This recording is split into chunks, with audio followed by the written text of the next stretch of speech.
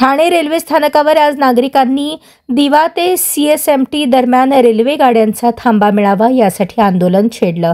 या मार्गावरील वाढत्या लोकसंख्येमुळे प्रवाशांची अडचण दिवसेंदिवस वाढत आहे।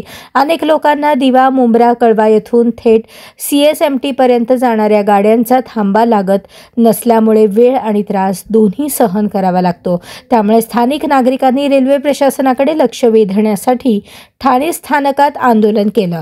आंदोलनामुळे काही काळ तणावाचं वातावरण निर्माण झालंय। दिवा ते छत्रपती शिवाजी महाराज टर्मिनस लोकल चालू करण्यासाठी गेल्या वर्षानुवर्ष हा लढा चालू आहे। याही वेळी 1 जुलैपासून आज 29 जुलैपर्यंत अश्विनी केंद्र या धरणे आंदोलन करता स्टेशनच्या बाहेर बसलेले आहेत, परंतु रेल्वे प्रशासनाने व्यवस्थित दखल घेत नव्हते। त्यामुळे 20 तारखेला एल्गार मोर्चा काढला आणि एल्गार मोर्चा काढल्यानंतर रेल्वे प्रशासनात जाग आली आणि त्यांनी 24 तारखेला मीटिंग आयोजित केली होती। या मीटिंगमध्ये दिवा येथे सकाळच्या वेळेमध्ये लोकल वाढवण्याचं सकाळी 6 ते 11 पर्यंत लोकल वाढवण्यात येतील।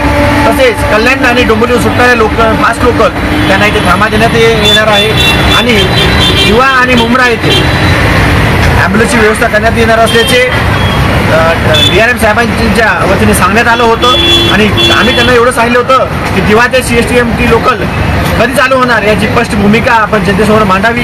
त्यांनी न मांडल्यामुळे आम्ही गेल्या 4 दिवस झाले परत हे आमचं आंदोलन चालूच होतं। आज ही परत DRM साहेबांनी RPFचे SP साहेबांशी बोलले आणि त्यांनी इथे पाठवलं की आम्ही पुरुषरमध्ये आहे आणि आम्ही लवकरात लवकर करून घेतो, परंतु आम्हाला माहिती आहे हे ठोस आश्वासन नव्हतं। त्यामुळे आज मुंबई उच्च न्यायालयामध्ये ॲडव्होकेट प्रभात दुबे सर आणि SS भोसले यांच्या वतीने आम्ही न्यायालयामध्ये याचिका दाखल केली आहे आणि आता रेल्वे प्रशासनाला जे लोकल दिवा ते छत्रपती शिवाजी महाराज टर्मिनस लोकल चालू करण्यासाठी हे त्यांना न्यायालयामध्ये उत्तर द्यावं लागेल आणि दिवा येथील छत्रपती शिवाजी महाराज टर्मिनस लोकल चालूच करावं लागेल।